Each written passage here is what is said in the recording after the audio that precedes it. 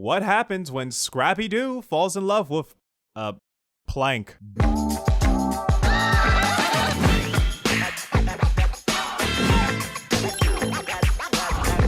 So Life is Strange Before the Storm came out in 2017, and what was the point of this game? Listen, I enjoyed the first Life is Strange, but nothing in my mind made me think, you know what? I would love to see a prequel about Chloe and Rachel Amber. Alright, before we get into my complaints, let's get into the story. So in this game, you play as Chloe Price, and during this time, she meets Rachel Amber, falls in love, and finds out that Rachel is going through some family problems. So now Chloe and Rachel's goal is to run away? Like, what the fuck was the goal? Alright, let's just get this out of the way. I don't know what the focus of this game is, because the focus should be Chloe and Rachel, but then we get this plot point on Rachel's dad cheating, and then it all goes downhill from there. See, the first game was indeed cringy, but this game was not only cringy, it was forgettable. I have played many choice-based games at this point, but this legit may be the most forgettable choice-based game I have ever played. None of the choices really mattered, and the characters could not make me care. Speaking of characters, I think it's time to talk about the two main characters. Since I'm gonna talk about Chloe first, I'm also going to talk about the gameplay as well. Now, if you watched my last review, you already know that I'm not the biggest fan of Chloe, but I will say that Chloe in this game is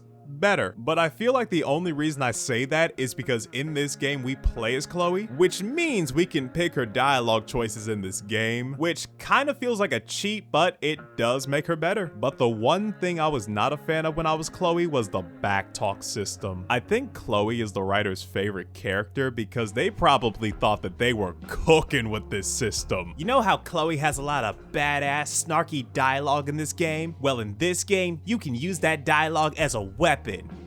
I'm sorry, what? See, in order to make a system like this work, you need good dialogue. And the weakest thing about the Life is Strange games has always been the dialogue. And here I thought your well of witticisms had finally run dry.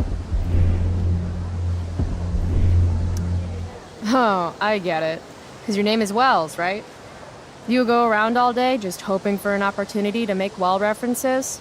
This must be a big moment for you. It also doesn't help that the original voice of Chloe, Ashley Birch, and the majority of voices in the original game were participating in the SAG-AFTRA strike when this game was being developed. So the majority of voices in this game are completely recast. And the person they got to voice Chloe in this game does not sell her character at all. High school is war. Theater is that part of war where you get impaled by a spear and you shit your guts out, and then all your friends abandon you. But let's put Chloe aside for just a moment and talk about the other main character for a bit. Let's talk about Rachel. Chloe, everyone, and their mother talked highly about Rachel Amber in the original game, about her beauty, her charisma, her intelligence, and her accomplishments. And for Chloe, she was the most important person in her life. She cared for her deeply. She loved Rachel Amber. Everyone loved Rachel Amber. So when the prequel came out, while I did think that it was pointless to make this game, I was at least looking forward to finally meeting the goddess known as Rachel Amber. So after playing this game, I fucking hate Rachel Amber. She is like the polar opposite of Chloe in the worst way. While Chloe pissed me off in the first game because she was extremely selfish and was doing too much to cause trouble, Rachel pissed me off because she was such a nothing character. And yet everyone treats her like this perfect angelic princess, when in reality, she is the blandest character in the Life is Strange series. And I'm gonna say something that might piss off a few Twitter mobs, but they don't watch me anyway.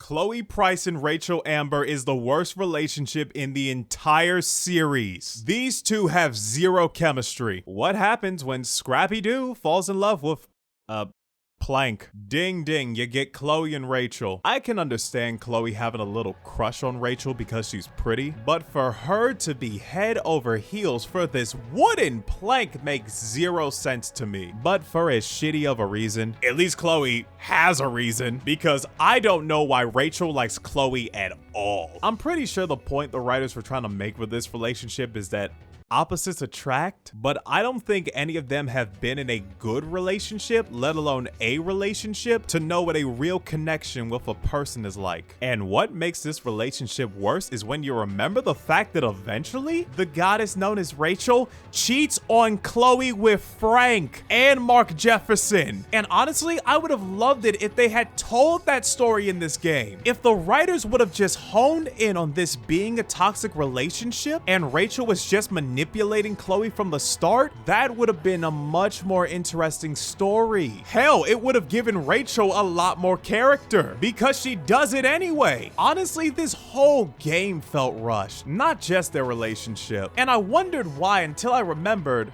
oh wait, there's only 3 episodes in this game. Life is Strange had 5 episodes for those who didn't know. And because of that, I barely remember any of the characters in this game. But with all that said, Life is Strange Before the Storm gave us cringy dialogue, forgettable characters, and a rushed story. I was really trying to think of a reason to play this game, and I got nothing. And since I can't think of a reason, that is the final nail for my ranking of this game. So with all that said, my final verdict for Life is Strange Before the Storm is the diarrhea seal of approval.